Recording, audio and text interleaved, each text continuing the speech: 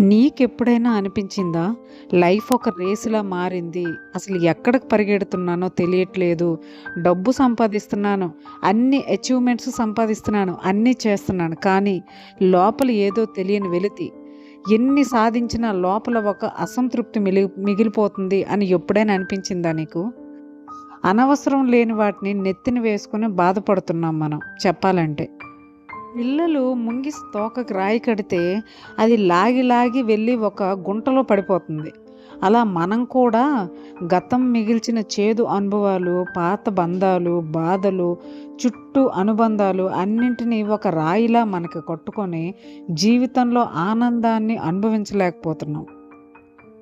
అసలు ఈ సమస్య ఎందుకొస్తుంది అంటే మన జీవితంలో మనం చక్కెరని వెతుక్కోవడం మానేసాం.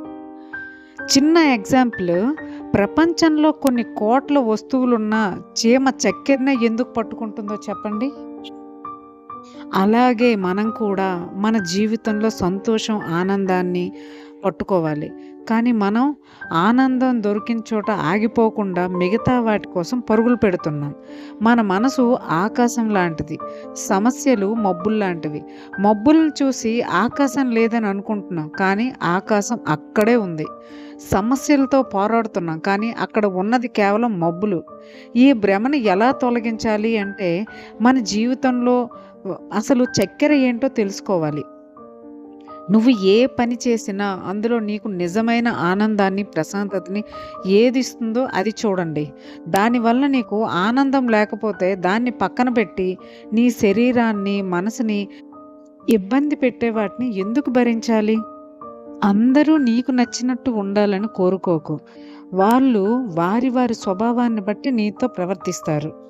నీ చుట్టూ ఉన్న ఇబ్బందుల నుంచి నువ్వు నీ జీవిత పాఠం నేర్చుకో.